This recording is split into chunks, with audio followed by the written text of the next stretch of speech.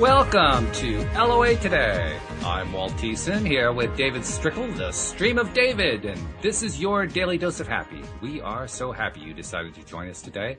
The only slight sad part is that David's finishing up his stint with us here today. He's going to be going on and doing other audiences and other participations, which means we won't be seeing him as much as we have in the past.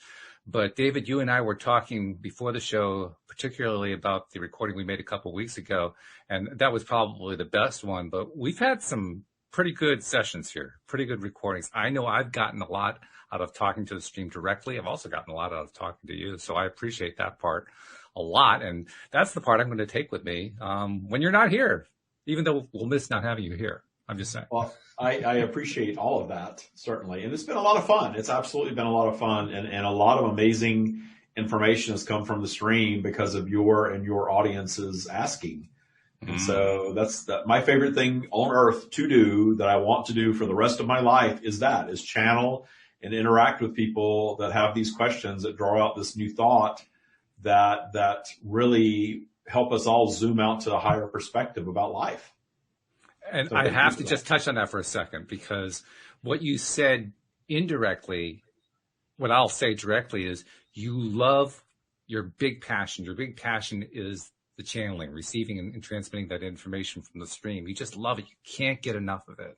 And the reason I want to touch on that is I was actually thinking about that topic, not so much the stream specifically, but the topic of having that deep down passion and how important it is, and how grateful that I am. I found it through podcasting. For me, that's my big passion.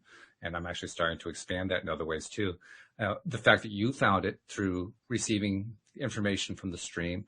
And I guess I'm mentioning it in such a big way here because I want all of my listeners to find theirs if they haven't found it already. And if they have found it, I want them to celebrate it, because I honestly don't think there's anything better in life. I honestly think the best part of life is finding the passion and living it. Doesn't matter what the money is, what the friends are, what any of the externalities are. It's the passion itself. And I'm curious to know what's your take on that. You know, it's interesting that you touched on the money thing, because for years I stuck myself in something that I wasn't that passionate about because of the money. Yeah. And I knew better. I absolutely knew better. You know, I talk about how the stream was flowing to me, you know, it's been flowing my whole life. I didn't always call it the stream, but knowing that I could manifest and I could align with, tune into a vibration, if you will, and have that become my reality. I should have known better, but I went through the contrasting experience of going against what I knew, going with what society teaches you, that a high-paying job trumps everything. And I had a high-paying career in a field that I was not passionate about, and it was 20 years of not a lot of fun. Yeah. Of my life. Yeah. And I was passionate about certain aspects, and to get through that period, I had to really focus on the aspects of it that I was passionate about. But it was a long 20 years, and I've been so much happier since I left that and started really following my passion. And the abundance has flowed anyway.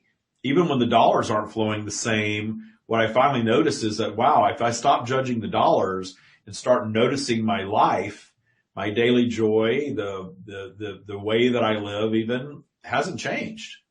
Yeah. And isn't it interesting also that the route that we can take indirectly to basically avoid finding the passion until we finally get to the passion part can be, dramatically different. You described just now about how you had a very high paying job. You were by every measure that society values, you were highly successful, and yet you weren't enjoying it. It wasn't really fulfilling your life the way you wanted to. For me, the opposite was the experience. My experience was absolute economic depression. I mean, one failure after another. I would learn the skills that society said I needed to learn. I do them very well, and I wouldn't get anywhere with them. And literally, I was blocking myself in 1,000 different ways, but I didn't know that. Two entirely different experiences, and we both end up in the same place, following a passion. So it goes to prove it's not one particular path. There's I don't believe in one size fits all at all. Yeah. That's why the stream is the stream, and they are here for those who are aligned with what they're sharing. And they're the first ones to say, this isn't for everybody. Yeah. Yeah, that's true. Well, I do know what's for everybody because this is the last day where we're going to have the stream. We want to have the stream on, and I got some questions lined up for them. So I'm going to ask you to make your connection for what I hope is not the final time here on the show, but for this time. Well, I'll definitely, like I said, let me know and we'll work out. I'll definitely come back. Excellent. I've got all these new engagements, just on different people's shows and podcasts and all sorts of things coming up in 2021. And I know that I'm already spreading myself too thin. I know that feeling. Yeah, no problem. So go ahead and make your connection. And while you're doing that, I will first of all let people know who is coming next week. Those of you who have been regular listeners, you probably remember Dean McMurray, who was on a few months back. He goes under the title The Military Medium. He is going to be joining me on a regular basis on Tuesdays going forward. And plus for next Tuesday in particular, we're going to have a special guest join us. So it's going to be getting to know two people at once. And I won't even tell you much about who that guest is. You'll find out about who she is on that date. But it's going to be really good. And of course, in the meantime, I also want to remind people, use the LOA Today app, which I will be updating very soon now that David is moving on and Dean is coming in to provide the right contact method in the ask a question section. So you can send your questions in for Dean, just the way you've been sending it in for David. And we will, of course, be including them here on the program. So I see the way David's body is moving. I think we have a connection. Are we talking to the stream?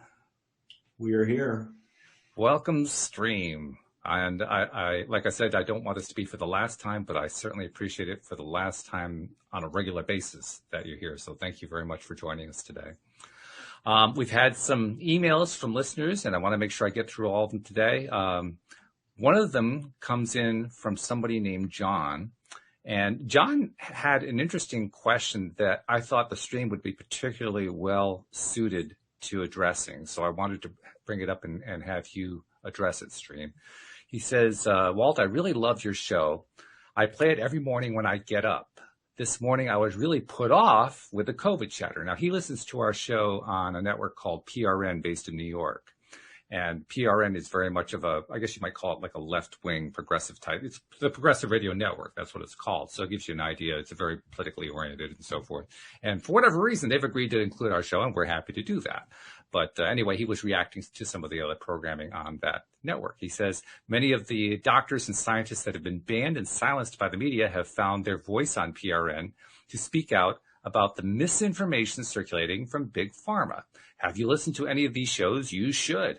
I heard a lot of talk about how great it is now that all these companies from around the world are now making vaccines, and how Spirit says this is a good thing, and how I invested in Moderna and now my stock is going up. He says, what has any of this got to do with LOA? Please stick to LOA. I really love your show. It keeps my energy level high. And he signs it, John. Now, obviously, this is directed at me and the show in particular, but stream, I have a feeling you have some interesting ideas and observations for John. So what's your reaction to what he had to say? We will always begin our reply to a question such as that with the reminder that you are all creating your bubbles of reality. And in your creation of your bubble of reality, your judgment of anything can be something that takes your vibration down. You are discerners of preference. So certainly viewing something and discerning it as your preference to dive into or your preference to move away from is how you are in physical. That is very much a physical characteristic. And being the highest form of intelligence in physical form on your planet, you are supreme discerners of preference.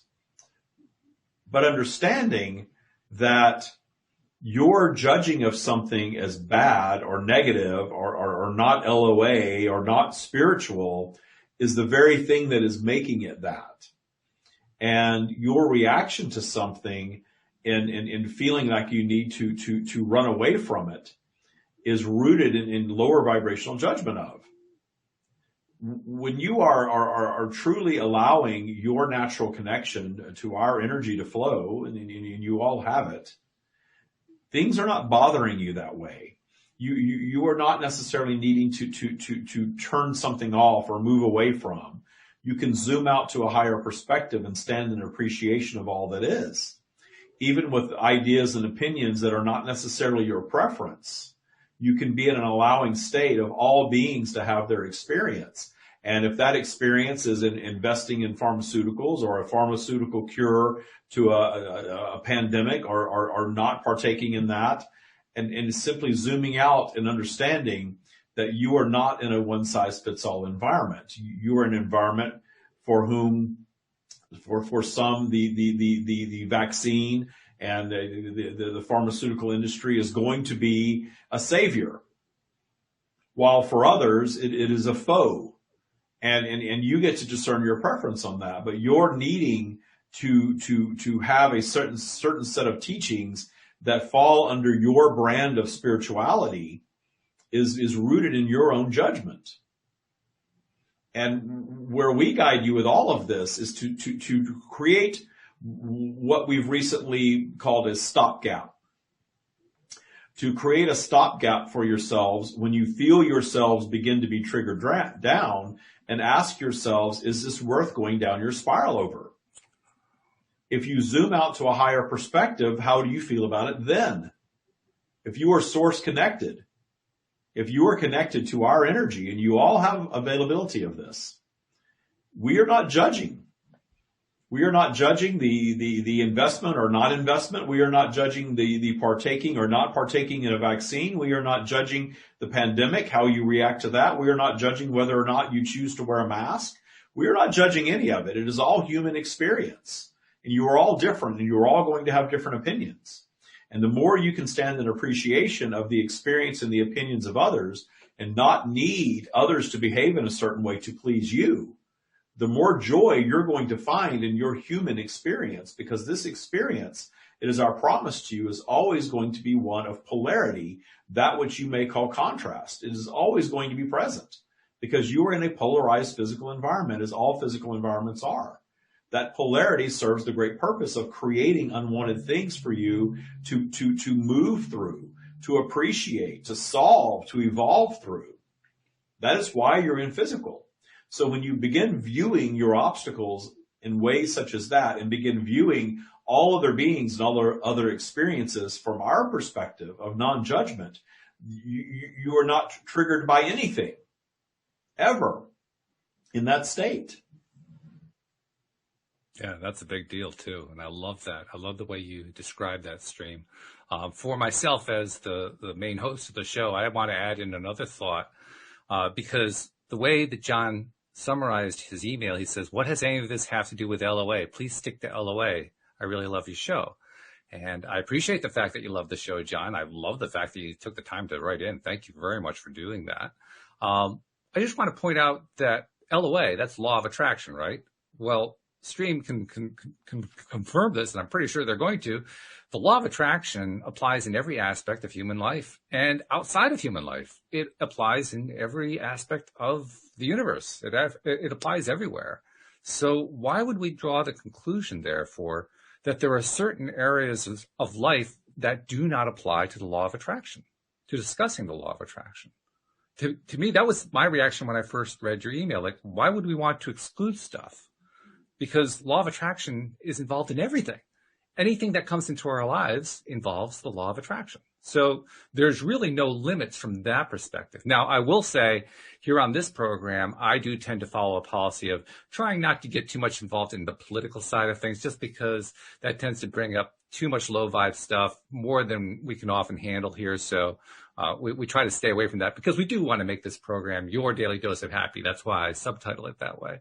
But I wouldn't want to exclude anybody's viewpoint just because it didn't fit LOA. It all fits LOA. And I just like to keep that in mind. And I would suggest you keep it in mind too. Stream, did you have anything else you wanted to add to what I was just saying? That which you call law of attraction is a key component to the universal process of creation. And you are indeed correct that the everything that you are experiencing, you are creating, and you are creating via your thought process, your belief system. So anything that is your trigger is only your trigger because you have created that trigger for yourselves. So there is nothing that you encounter that you have to be triggered down about. And your judgment of something as not LOA, it demonstrates a bit of misunderstanding of the universal process of creation. But we will go back to that as the perfection of the question. the vibration dropped, the email was sent in a lower vibration, perhaps of frustration. And in that lower vibration of frustration, the connection was made. And the clarity that your soul is calling you toward and asking that question is being offered in the response to the question. Wow, Hence that's the really universal good. process of creation at play in an email, in a response. Yeah, that's a great point too. We do have a tendency to be dismissive of anything that is not high vibe, particularly when we become what we here on the show like to call conscious creators, when we want to start creating aspects of our lives consciously.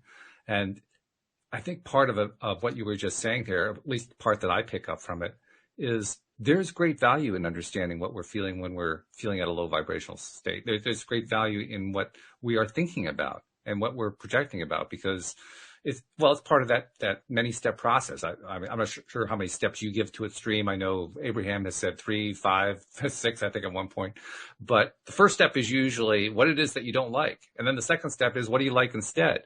And without that first step, you can't even get to the second step. Well, that requires appreciating that first step and what happens in that first step. And that's what I'm taking away from what you were saying. The first step in the creative process is the negative reaction to something. And the second step, as we describe it, is allowing your vibration to move back up in appreciation of step one. Mm. Understanding that the transgressor energy, and a transgressor is any unwanted person, circumstance, or event. Anything you cannot look upon in full appreciation is a transgressor for you. And your transgressors are your creation. And there's nothing wrong with having transgressors. In fact, your environment dictates that you will have transgressors. But your transgressor energy is the very thing that holds you down in what you would call the lower vibrational field when you focus upon them. But when you meet them in joy and appreciation and allow your vibration to go back up, the solution to the transgressor always materializes every single time. And when you solve that transgressor, you expand your being in the solving of it, very often creating new. Every new creation results in the expansion of the universe, creates the expansion of the universe. So your higher understanding of contrast and the very interaction that you have created in sending the email and receiving the response and responding to it as you do, as you will, and allowing the opportunity for the zoomed out perspective to be your new perspective, that is a creation of expansion. And understanding that there is no polarized political point of view that is what you would call high vibration. The idea of scattering to a corner and picking a side, you are already a bit down your spiral when you're feeling the need to do that. When you are labeling one side right and the other side wrong, this is the way, that is not. That is your preference from your perspective. But when you raise your vibration, you can then see the other perspective, and you are existing more of what we call a gray area, where you are understanding both sides of the coin, both sides of the equation, and you are standing in appreciation of them, understanding where those thoughts and ideas actually originate, even if they're originating in fear, and you can stand in appreciation of another's fear, not needing them to change to align with what you want them to be. That is the evolution of humanity, when more and more and more and more of you come to that realization that you are not in a one-size-fits-all environment.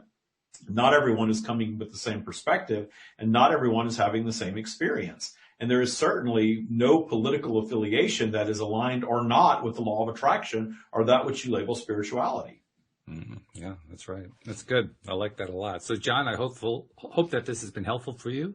And thank you again for being a listener. Thanks also for sending in that question, because like the stream was saying, that was a good question for you in particular to be asking, but I think it was also a good question for us as listeners to be hearing about it. So thank you. Next, we have actually a series of emails from Jim. Jim has actually written in before stream, and he raises a number of questions in these emails. I'll go through them one at a time. The first one, he says, some of my favorite affirmations or mantras are, everything is working together to my good. Everything is always working out for me. Everything in perfect timing. I allow the universe to pamper me. And he makes mention of, let's see, how does he say this? What is an affirmation? Oh, what is an affirmation that the stream knows will be helpful to me? And I'm not sure if the stream can actually answer that, but I'll leave it open to you. Is there an affirmation that you can recommend for Jim? You can have as many affirmations as you desire. They're your creation from your perspective, using human words in the language that is your chosen language. It can all be summed up in trust, however. David sums all of it up in allowing the universe to pamper him. And it all sums up as simply as that. If you are speaking an affirmation in your belief of it as real and is, then the affirmation is doing what you want it to do. But if you are speaking the affirmation trying to swim upstream against a current that is trying to take you in a different direction, very often you are simply adding current in the opposite direction because you are trying to claw your way up your spiral.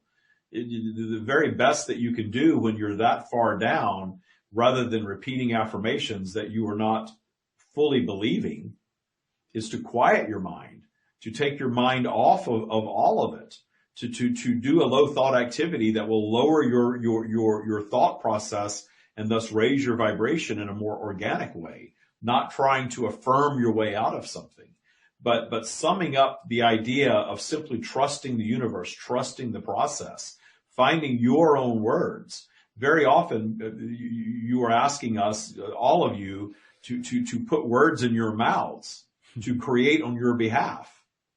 We are not here to create on your behalf. While we are the source of all creation, you are the creators.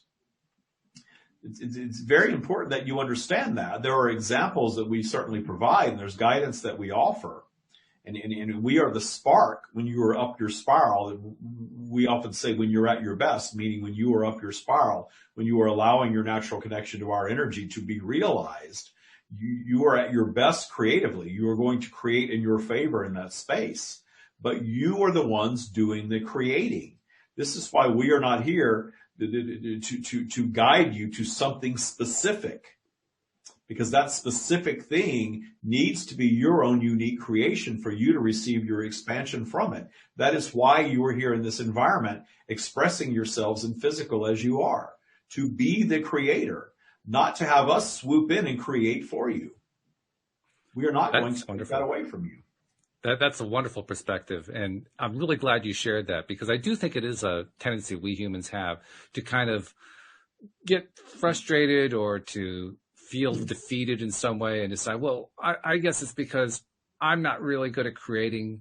The stream is so much better at this than I am. I'm just going to, it's like the old thing, let God do it for me. I'm going to let the stream do it for me. Well, that kind of misses the point, doesn't it? That's the point you were just making. We are the creators. We are here to do the creating. And we may have been taught differently from the religions or from the philosophers of the times in the past or whatever. But the fact is, we are here to create. And that's an important thing for us to remember. There's nothing better for you in your expansion in your own creation. That summarizes it right there. Really good.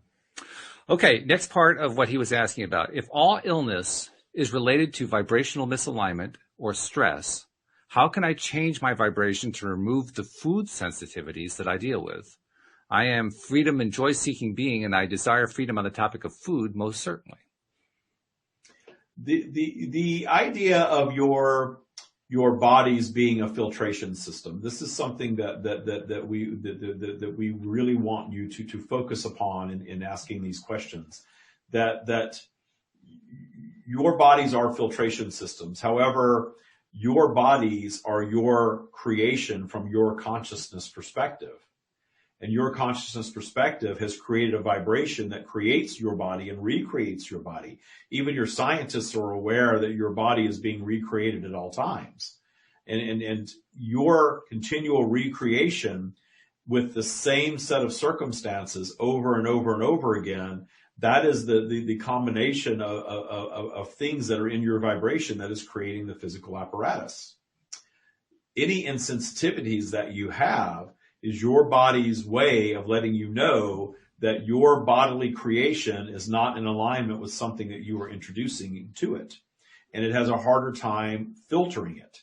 And in having that harder time filtering it, you are adding stress, as you have stated. We guide you to begin to work on shifting focus, but not necessarily test your focus by reintroducing these things that you are already aware make you feel bad. Because in the feeling bad, you are lowering your vibration almost every time.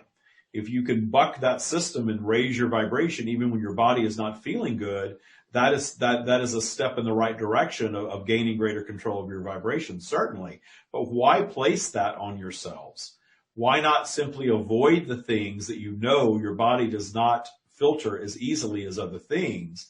Focus on the things that your body does respond well to, then do the vibrational work, and then realize that you will create a scenario for yourselves where you by accident discover that you are no longer intolerant to that which you once considered intolerance.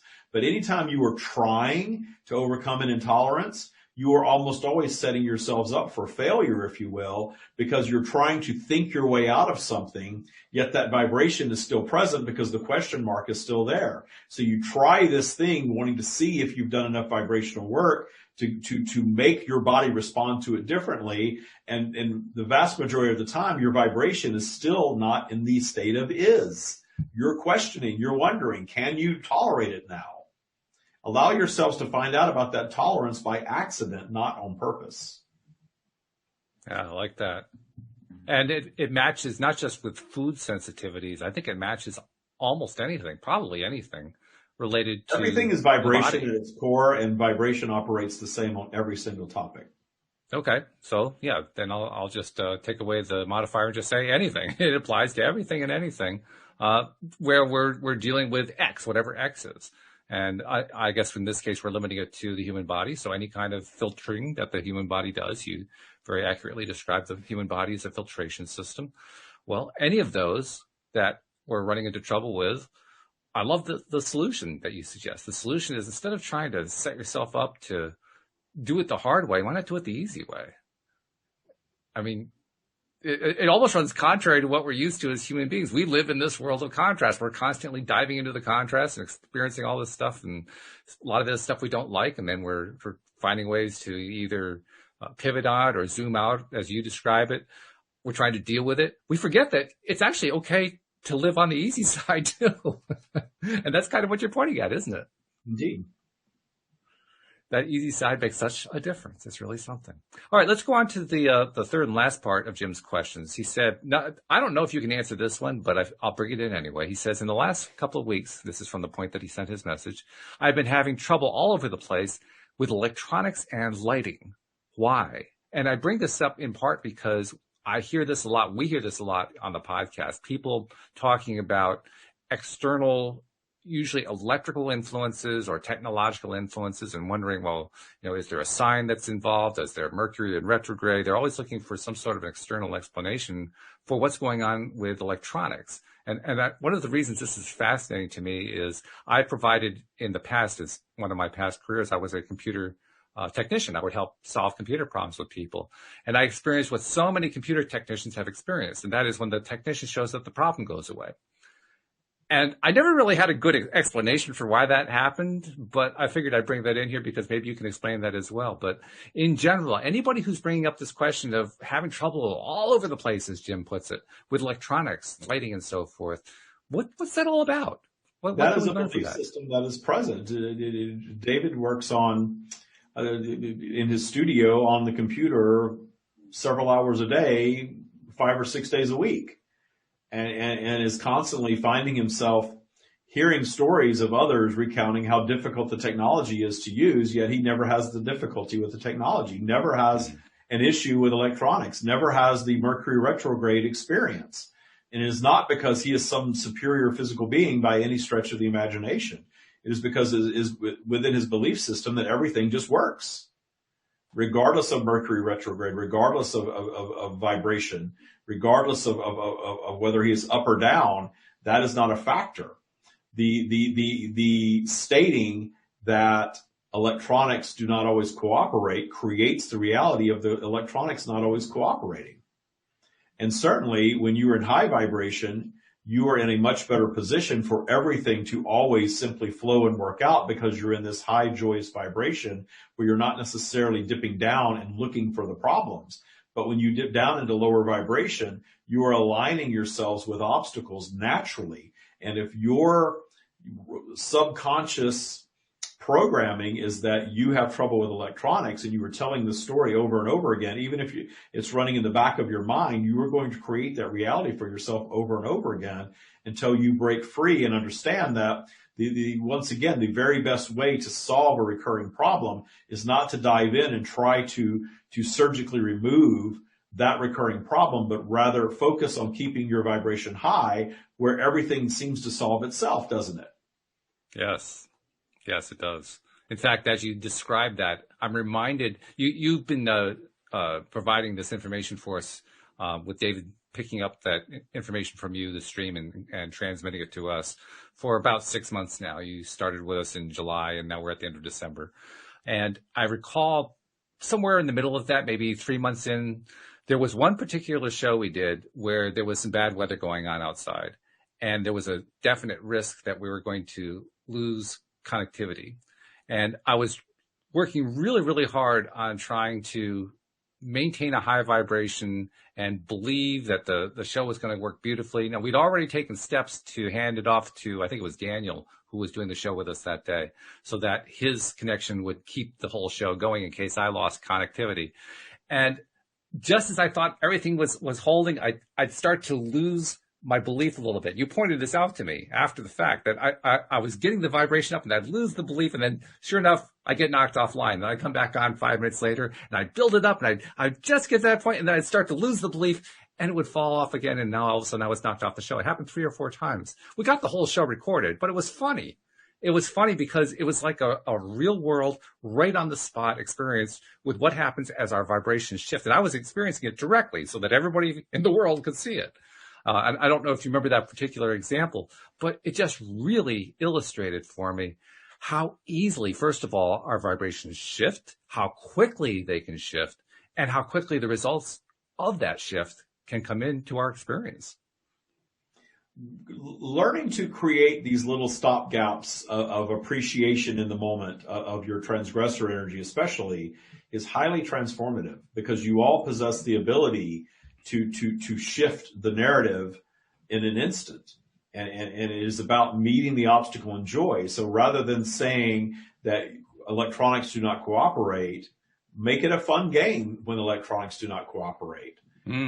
Signs of how powerful of a creator you actually are, that you are creating this reality where electronics do not cooperate. Appreciate how powerful you are in that creation and notice that the instances will become fewer and further between.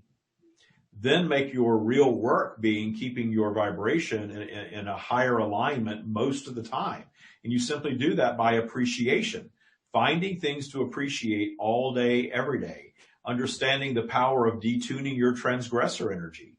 If you have triggers, where are those triggers rooted?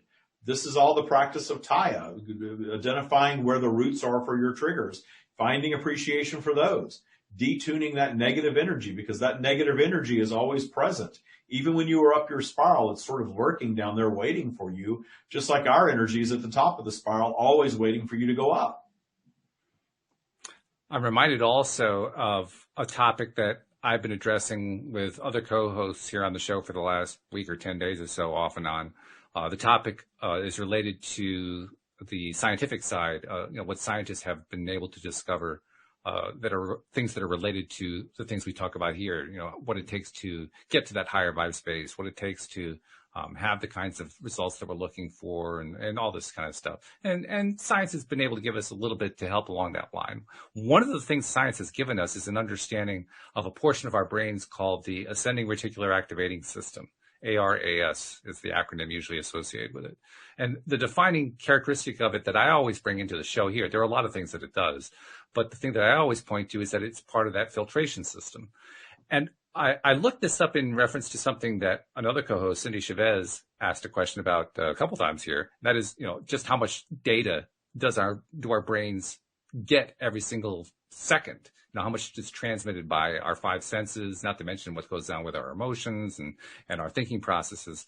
And it turns out that when you add it all up, there's something like 11.2 million bits per second of data that enter our brains, and our conscious minds can handle about 50 bits a second. So I do the math on that, and I conclude that 99.999% of all the data that comes into our conscious minds, we can't process. We don't process it at all. And now it becomes really obvious to me why it is that, when we try to attract something, we don't see it. We don't experience it. We found some way to not allow our filtration system to notice it.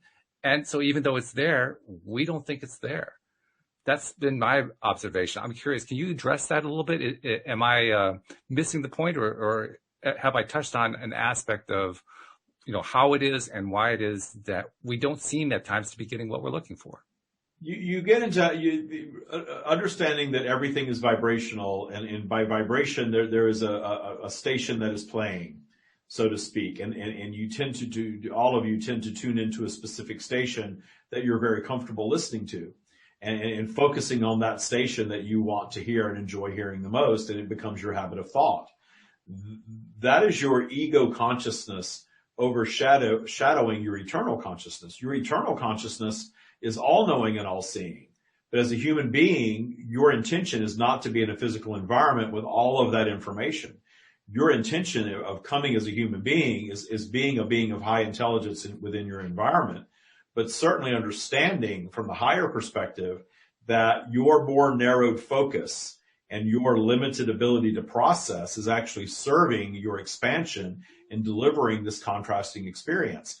That is one of the components that is keeping you from having that broad knowledge of how vastly powerful of a creator you actually are, and gets you into that lower vibrational mode of a little bit of fear, a little bit of doubt, a little bit of concern, a little bit of impatience. And those things create a negative set of circumstances for you that serve as the launch pad to your next new creation. If you are operating in a physical environment with all of the vast information that is available to you, which is all that is, you would have all of the tools to manifest everything that you could ever desire. And in your manifesting of everything you could ever desire and never having one problem to overcome, you would become obsolete in the environment very quickly, because you would get so bored with your manifestations without challenge. You all believe that you want to live in an environment where everyone agrees with you, everyone behaves the way that you want them to behave, and you have every single thing you could ever imagine having. But as soon as you have all of that, what's left? Yeah, that's an interesting question. There's nothing that's left. And in your completed state, you indeed operate at that level. You have it all. You have access to it all. Anything you could ever want to experience, that is the idea of heaven, is that you have everything that you could ever want or need in that environment, and you do. And there is nothing to want for in that environment. Therefore, there is no new creation from that environment. That's why physical exists. That's why you express your consciousness in a very limited way in a physical environment, and come into the physical environment and absolutely become more and more sophisticated with your ongoing experiences, meaning expansive experiences. But understanding that your mind has a limited capacity to absorb information for the very reason that you are here to have a limited focused experience. So an excellent point, and I think it really does a nice job of driving home the value of that limited experience. I think we often reach for ideas about, well, what's it going to take for me to manifest what I'm looking for? Why don't I get what I want? All that kind of stuff, because we get frustrated. I mean, we are in an environment and we are living with a set of limitations that lead us to that contrasting situation you talked about, that contrasting environment, where we're experiencing stuff that we don't like, that we're doubtful about, that we're fearing about, that we're angry about, that we're frustrated with, that we're depressed about. And in doing so, it's like we need a breath of fresh air at some point. We need like some reassurance that, yeah, we actually can get where we want to be, despite the fact that we're experiencing all this stuff that we don't like so much. But I think there's also the other side of it, and you touched on it beautifully. You brought it in a way that I hadn't really thought about clearly in this context, that the limitations, the filtering limitations are intensely valuable. I mean, you express it in terms of this is how we create, this is how we expand, this is how the universe expands, this is how we personally expand. And that's great. It doesn't quite have the same emotional impact as this is leading to something that you really like. For a human being who's living within the limitations of the filtration system of not just our bodies, but of everything that we are in this human form, that's what we really want. We want to know, how can we get to that place where we're feeling good? Because that's when we know when we do our best stuff. And you're pointing out you already have that. You just haven't really recognized the value in what it is that you're experiencing that you don't like that helps you get to that point. That's a really, really valuable lesson. Really the shift in perspective and the discovery of joy in what is the trip from what you might call 3D to 5D. Mm-hmm. That's it. And it's available to all of you. And it is not a physical space of fairy dust and unicorns and rainbows. It is the perspective of appreciating all that is as it is, and appreciating this limited capacity experience that you very much desired to come and have. Even if it is from your human perspective not going the way that you wanted it to, understanding the magic and all of that unwanted and all of that contrast and all of that even trauma, if you've experienced that. All of that is that way because of your perspective of it. And when you claim your power to shift your perspective on any and everything in your environment, then you claim your power to experience joy in your now. And that is what we are guiding all of you to. You can all have all of the mansions and yachts and Rolls Royces that you desire, but finding your joy in what is where the magic is. And as our promise to you, there are human beings that have those material possessions that are sitting somewhere on a sofa talking to their shrink in the very moment about how to experience joy, because they have all of these things that they thought were going to bring them joy, and they are not bringing joy. And in fact, they pay large amounts of money to those shrinks. They earn that money for a reason, so they can pay it to the shrink to learn how to get into that moment, which is an excellent point. So let's take that as our point of conversation for the rest of the time that we have with you, Stream. Let's talk about that now, because I don't think that's really something we've talked about a lot per se, as, you know, how important the now is. We've usually talked in terms of, you know, what it is that people are trying to attract into their lives, or, you know, problems they're having with their vibration, all that kind of thing. We don't really spend a whole lot of time talking about the now. And I have a way that I want to kind of address that. But first, I just want to kind of open it up to you. So talk about now for a moment. Why is now so important? The now is all you really have, because there is no true future. There is no true past. You are expressing yourselves in an environment where you are perceiving linear time, but there is truly no linear time. So the experience of joy is always only going to be available in your now. And these things that you believe that you want, because your society tells you that if you have X, Y, and Z, you're going to finally be happy, that becomes a moving target when you're not first happy. That idea that as soon as you manifest the right car or the right house or the right body or the right partner or the better health, you're finally going to find happiness. There are endless human beings that will tell you that they managed to align with allowing those things to flow in and still found themselves unhappy. The availability of joy is always in the now. And there are certainly human beings experiencing things that you believe would separate you from your joy that are experiencing joy anyway. You all see examples of this at times. Very often young children that are living in poverty and playing in the streets and laughing and having fun, not understanding that they're living in poverty. They are not judging that environment because it's all they know. Then they get a little older and they through TV or social media or interacting with other people, find out that the way they've been living and enjoying isn't right. They're not supposed to be happy that way, that they need to have X, Y, and Z to finally be happy. And that becomes very disruptive in their lives, because now suddenly they're judging their life experience as one that is not desirable. But when they were younger, it was everything to them and it provided joy. And that joy can be provided at every step of the way, all the way through your life experience, regardless of what you're manifesting.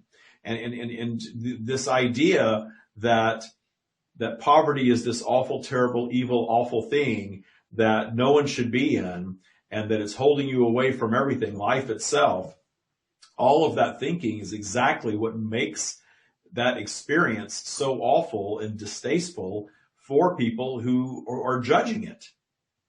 But once you make peace with whatever is, you are not sticking yourself in that situation. Notice the judging of it very often tends to stick you there. The judging of your body, the judging of your health, the judging of your loneliness, the judging of your significant others that you attract, the judging of anything as unwanted, as negative, as something that you want to move away from, more often than not for you vibrationally tends to keep you in it. It's a recurring scenario. And even if you move from one version of it, you find yourselves manifesting yet the same version, the same thing over again, and just a different version of. Yeah, that's a real problem too, because when you start getting that negative spiral going, it keeps going over and over and over and over again. It can get the quite reason that monotonous. this occurs is because you're moving through vibrational flow up and down all the time. So when you're up, it's easy to believe something different. When you are up and you're connected to our energy, you can imagine things that are not yet created and believe them into being, because that's the source of all creation. That is a process of creation right there.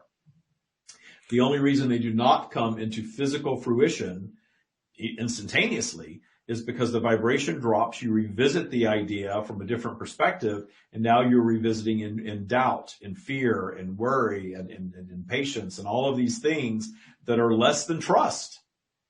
You are no longer trusting the universal process of creation. You're asking, where is it? What are you doing wrong? Why isn't it working? Why are you talking about politics on the attraction channel? These types of things come into play, lower the vibration on a topic, and chase away the very things that you want. But that is the universal process of creation. So we are guiding you not to judge yourselves for that. Because the universal process of creation states that when you're in high vibration, you're going to think a thought. And the moment you think that thought, the creative process has begun. And the only thing that you need to do to allow that thought to become a physical expression of reality is to believe it and trust it and let that be that. But you don't do that. The things that you want the most, you're thinking about often, and you're going to think about them through vibrational flow. But the beauty of that is the thing that you really, really want that's way over here, as you go through vibrational flow and you start to create something in high vibration, only to have it sort of spin out and spiral out of creation in low vibration, and it all seems to fall apart like it's never going to be. When you learn to meet that process in joy, understanding that is the universal process of creation, and allowing your vibration to go back up where all the solutions are naturally, and allow whatever that's spiraling out or spinning out of to be fixed, to essentially be corrected naturally by simply raising your vibration, allowing the vibration to go back up and realign with our energy.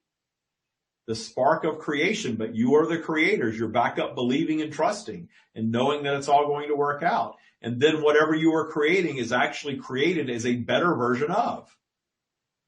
A better company, a better fortune, a better body, a better health situation, a better relationship. Whatever it is you're trying to create, moving through this vibrational flow creates a better version of. This is why naturally the things that you want most, the big things, take longer, because you are visiting them through up and down, high and low vibrational flow.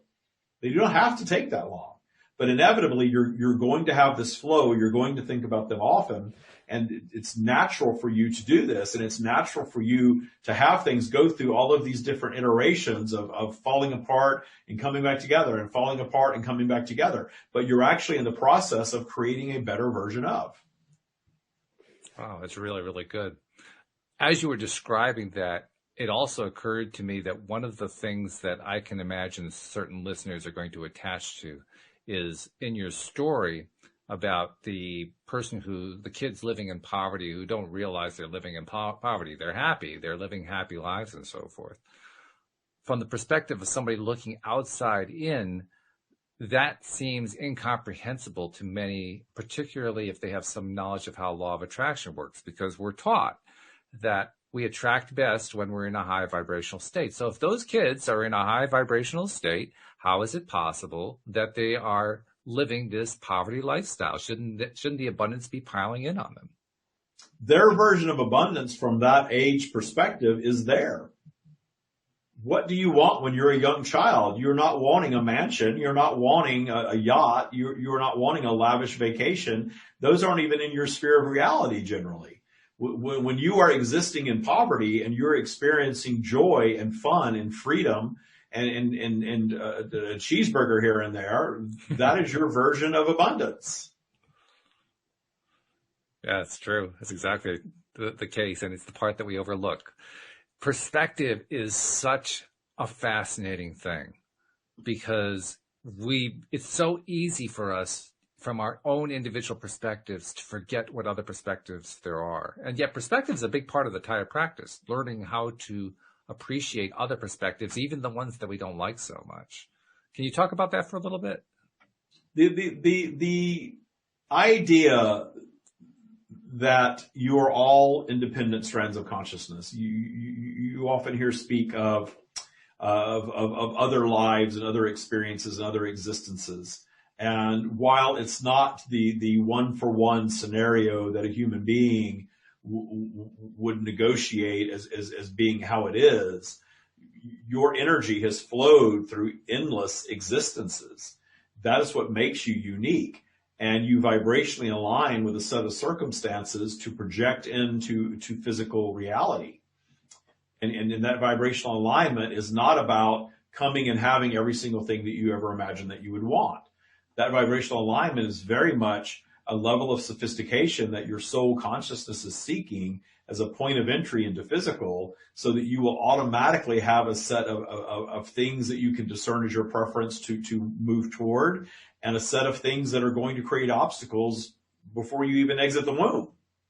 And that is your desire as an eternal consciousness to come and have the limited focused human experience in this case, so that you are coming and having this contrast and experiencing everything from the perspective that you develop. You are the creator of your perspective. And you are all very aware that and there are siblings that are born to the same parents in the same economic scenario, that grow up in the same household, attend the same schools, and members of the same religion even, that grow up with very different perspectives about life. That shows you your uniqueness. And in that uniqueness, you can see from a higher perspective that those who perhaps experience greater contrast early on, that their only mode of surviving that is to disconnect from it, disassociate with it, and mentally and thus vibrationally move to something very, very different, to move through life. The sophisticated gift that early childhood trauma creates. But that's a matter of perspective. Yeah. Because there are certainly some that stick themselves in that traumatic place, and they tell that story again and again and again in a loop, some for their entire life. Can lay on their deathbed and into their 80s and 90s speaking of the horrors they experienced in early childhood. While others in their teens and 20s will say it was a long time ago. And it doesn't matter. Yes. That is the magic of perspective, and you all own your perspective. You can all shift your perspective regarding anything. And you believe that you're programmed, but understand that all of your human programming is your internal programming that you created. And the wonderment of you taking the ownership of that creation is that now you hold the power to change it. Yes. And you do, but understand vibration. Vibration doesn't change instantaneously and stay there. And the reason it doesn't stay there is because you're going through vibrational flow. You hear these teachings, you read books, you attend a seminar, you hear words such as this, and you're flying high, you're getting it. It makes so much sense. You're going to start applying this in your lives in a different way. Then inevitably you leave the seminar, you turn off the podcast, you shut down your computer, you put down the book, and then you start getting back into what you call your reality, and the vibration drops. Yep. and the old thoughts reemerge. Yep. Because they are vibrational and they're waiting for you down there in your lower vibrational field. This is why we have delivered Taya for humanity. Not all of humanity is ready for Taya, but Taya is a set of tools that guides any human being that aligns with these set of tools and adapts them as their new way of being into appreciating vibrational flow, into understanding that the lower vibrational field does not have to be navigated perhaps the way that you always have. It does not have to be this terrible time. It does not have to be judged as bad, something that you must avoid at all costs. And when you stop judging it and you stop demonizing it, you move through it with grace and ease, and polarity is naturally going to take you back up just the way it naturally took you down for a bit. That's fabulous. That's a great way to summarize and kind of bring to a close all the time that you spent with us, Stream. We really do appreciate all of the guidance you've given us, all of the assistance you've given us over the months. Thank you very much. I'm going to ask you to do your disconnect from David so we can talk to David again. And in the meantime, remind people that even though the stream is not going to be here on a regular basis, Dean McMurray is going to be my new co-host. He is a psychic medium. So just as you've been asking questions for Psychic Rita on Fridays, Rita Giganti, you can also ask questions for Dean as well. I'll be incorporating that capability into the app. But in the meantime, just send me emails and I'll be glad to include them in my conversations upcoming with Dean. But David, coming back to the fully alert conscious state again. Once again, the stream knocked it out of the park. I don't know how much you remembered of it, but this is a good finale to your time here on the show. Good. It felt really good. I don't remember all of it for certain. I remember them using the word shrink, and I remember thinking, yes. Hope Michael doesn't hear that. My partner is a psychologist, and he hates. Oh, he is. I didn't realize that. Oh, that's funny. Yeah. The guy that channels lives with a psychologist. Yeah, right. I always joke that's great. Study for him. That's funny, though. But before we run out of time, I want to give you one last chance to give people a little more information, once again, about how to reach out. The link is still going to be available in the LOA Today app. We'll probably move you over to a former co-host section that I'm going to create, but it'll still be there. But talk just for a minute about the Taya practice and what you can provide for people who want to pursue that further. Yeah, definitely. If you go to thestreamofdavid.com/Taya, T-Y-A, you can learn about the Taya practice. You can learn about my Taya boot camp. We have incredible stories coming out of Taya boot camp all the time. It'll be 3 years old in March of 2021. And you name the manifestation experience, we've probably already had it. Manifesting full custody, manifesting pregnancy, manifesting healthy babies, in challenging pregnancies, manifesting a path away from terminal cancer, manifesting millions of dollars, manifesting businesses. But more importantly than all this stuff is really finding your path to joy and alignment with just loving yourselves and loving what is and understanding how the universe works. That is the real gift of the Taya practice. And boot camp, if you go to my website and join the email list, we're doing some specials for boot camp in January, so you'll be signed up for those. There's a free download that we offer, and you get on the mailing list by doing the free download. And then you can also go to your app and text. I think that text number, that link is in there too for the free guided meditation. Yeah, so you can get all of that stuff and start learning your Taya practice. And just Google the Taya practice. There's tons and tons of information on the web about it at this point. Cool. Well, David, first of all, I got to thank you personally for taking the time that you have taken in your busy schedule for the last 6 months to join us and share the stream with us. I've really appreciated that. And plus, I've also enjoyed the shows that you and I just talked without bringing the stream into it. So thank you both ways. Yeah, you're a great guy, and it's just easy to talk to you and get along. And, you bring out the best in the stream. And I love that about being on here. So definitely invite me back in 2021. I'll come on as a guest. But cool. New adventures in the new year for sure. And thanks for letting me be on. You're welcome. Thanks for joining us. Yeah, we really appreciate it. We'll definitely have you back. And thank you also to our live stream listeners, and especially to our podcast listeners for sharing your questions with the stream. We'll hope they were helpful. And thank you for being a listener. We appreciate you so much. We'll see you all next time here on LOA Today. Goodbye, everybody.